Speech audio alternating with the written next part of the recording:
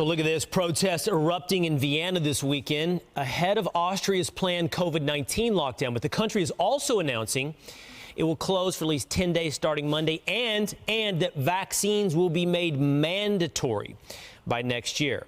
Chaos broke out in the Netherlands, where riots over partial lockdowns have turned violent. At least 5 police officers were hurt and 7 people were arrested. Here to react, Douglas Murray, and he's in person, and it's always good to see Douglas in studio, which we were just talking about. So, Douglas, you have moved to New York, and you were just telling me when it comes to wokeism, the United States exports this to Europe. It's sure. Nascent in England. It's not as big as it is here, for example, in New York. But I can't figure out where we are in COVID. Who follows whom when it comes to COVID? Is Europe on the front edge, or are we on the front edge of being the most authoritarian? Well, you know, Europe has the disadvantage of something that the States has an advantage of, which is at least in the US you can decide this state by state.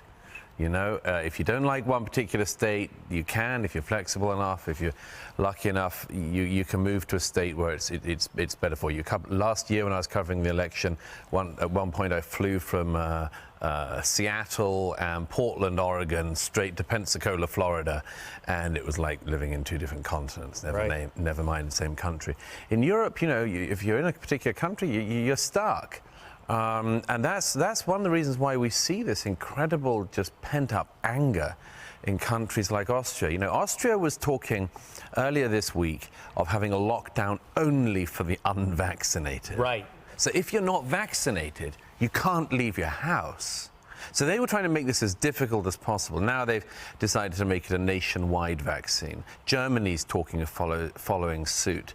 If you're in the Czech Republic or Slovakia, your government already treats you, if you're not vaccinated, as being in a different category of person as the rest of the country. Now, as it happens, I'm vaccinated. I'm for vaccination. My gosh, I'm not for these mandates, you know? That's why I ask you who's on the cutting edge, because while you're saying, you know, Europe kind of follows the U.S. when it comes to this woke movement, I'm worried. When I watch Austria invoke a nationwide vaccine mandate, is that soon coming to the United States?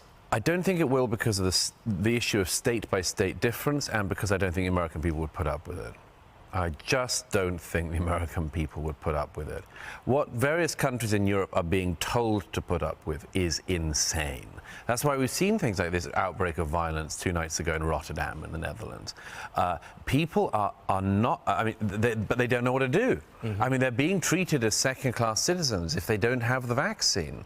And here's the other thing, and as I say, I mean, I'm not skeptical about the vaccine, but if you're ordinary member of the public looking at what you've been told, and you've seen people who are triple boosted, still getting the virus and much more, of course they're wondering what it is they're told. You know, we have a virus that primarily targets, for instance, the obese. Which country in the world has had any kind of campaign against obesity? None. But they lock up the entire public. They make everybody go into their houses. They say if you aren't vaccinated, you're a second-class citizen. Of course people are suspicious. And of course they're worried.